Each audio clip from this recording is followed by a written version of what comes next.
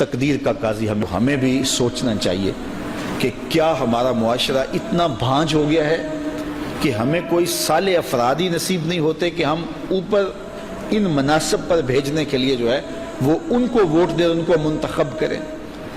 میں آپ سے یہ عرض کرنا چاہتا ہوں کہ آج ہم یہ بات کہتے ہیں جی کیا کریں، کوئی ہمیں قیادت ہی نظر نہیں آتی ہے، ہمیں کوئی سیکنڈ آپشن ہی نظر نہیں آتا ہے۔ اللہ تعالیٰ جل شانہ کا یہ اصول ہے، جب قومیں اپنے اندر کو بدلتی ہیں تو اللہ ان پر رحمتوں کی چھتڑیاں تان دیتا ہے۔ جب بحیثیت قوم ہم تبدیل ہوں گے تو اللہ ہمیں راستے دے گا، بلکہ اللہ فرماتا ہے لَنَهْدِيَنَّهُمْ سُبُلَنَا، کہ پھر ہم راستہ نہیں کئی راستے کھول دیتے ہیں تمہارے لیے۔ تو جب ہم خود آمادہ نہیں ہوں گے اور اس بے یقینی اور تذبذب کی کیفیت میں ہوں گے تو پھر ہمارے ساتھ یہی ہوتا رہے گا۔ تو اس لیے ہمیں خود اپنی تربیت کی اور اپنے شعور کی تہذیب کی ضرورت ہے، تاکہ ہم ایک صالح معاشرے کی تشکیل کے بعد ایک صالح حکومت کا تصور، دنیا کہاں سے کہاں پہنچ گئی۔ ہمارے بعد جو لوگ آزاد ہوئے تھے، وہ اقبال نے کہا نا ہمالہ کے چشمے ابلنے لگے اور گراں خواب چینی سنبھلنے لگے، کہ وہ جو خواب میں سوئے ہوئے چینی تھے وہ سنبھلنے لگے اور ہمالہ کے چشمے ابلنے رہے۔ لیکن مسلمان ابھی اسی تک، مسلمان بجھی عشق کی آگ اندھیر ہے، مسلمان ہی خاک کا ڈھیر ہے۔ تو یہ بھی تک جو ہے وہ خاک کی ڈھیری بنا رہا ہے۔ دنیا کہاں سے کہاں پہنچ گئی، جاپان کہاں چلا گیا، چائنا کہاں چلا گیا۔ دنیا کے اندر جو ہے وہ جھونپڑیوں میں رہنے والے آج جو ہے وہ اقتصادی ترقیوں میں چھلانگیں لگا کے آگے بڑھ رہے ہیں، لیکن ہم وہاں کے وہاں 70 سال سے میں نوچا جا رہا ہے، میں توڑا جا رہا ہے۔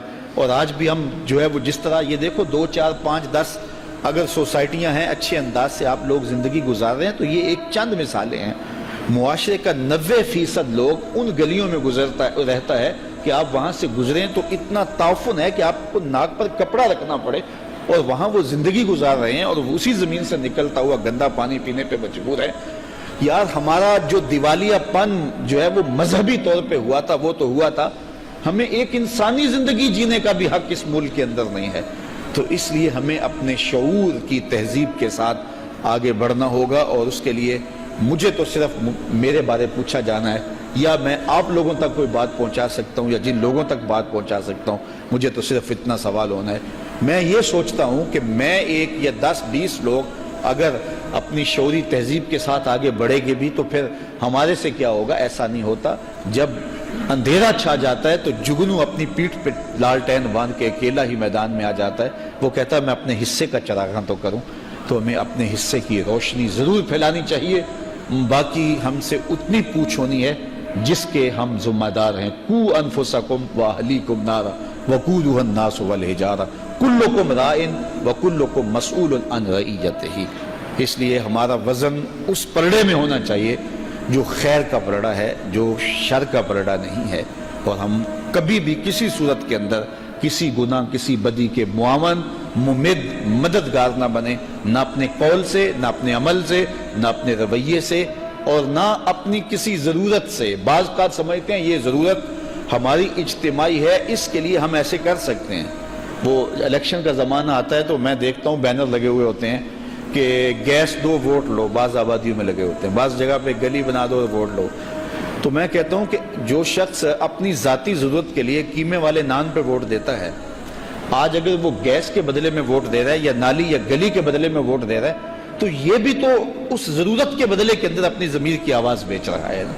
تو میاں گیس کے بدلے میں اور جو ہے وہ گلی اور نالی کے بدلے میں ووٹ دینا، جب قوموں کے یہ اجتماعی بات کر رہا ہوں، جو چند پیسوں ٹگوں کے عوض اپنا سب کچھ بیچتے ہیں، میں ان کی بات نہیں کر رہا، وہ تو معاشرے کی تل چھٹے گرے ہوئے لوگ ہیں، لیکن یہ سمجھتے ہیں یہ کوئی ہم اجتماعی کام کر رہے ہیں۔ وہ ایک شخص بدکار بھی ہے، ایک شخص کرپٹ بھی ہے، خائن بھی ہے، لیکن ہمارا مطالبہ کیا ہے کہ ہمیں گیس ملنی چاہیے، تیری کرپشن کو ہم جواز اپنے ووٹ سے فراہم کرتے ہیں، ہماری گلی بننی چاہیے، ہماری سڑک بننی چاہیے، ہمیں سیوریج ملنی چاہیے، تو جو مرضی کر، ہم تمہیں ووٹ دیتے ہیں۔ پھر ضمیر کدھر گیا؟ تو یہ بھی ہمارے، ہم سمجھتے ہیں یہ ہم سودا نہیں کر رہے، یہ بھی ہم سودا کر رہے ہیں اپنے ضمیر کا، اور اس کو سند جواز دے رہے ہیں اپنے ووٹ کے ساتھ۔ تو قوم کب باشعور ہوگی، کب ہم کھڑے ہوں گے؟ اس لیے یہ وقت اب آنا چاہیے۔ اب تو ہماری ناموس پہ، ہماری آبرو پہ، ہماری عزتوں پہ، حتیٰ کہ حضور نبی رحمت صلی اللہ علیہ وآلہ وسلم کی آبرو اور ختم نبوت پر ڈاکہ زنی کی وارداتیں ہوئی ہیں، تو میرا خیال ہے اگر اب بھی ہم آنکھیں نہیں کھولیں گے تو پھر تقدیر کا قاضی ہمیں کبھی معاف نہیں کرے گا۔ وآخر دعوانا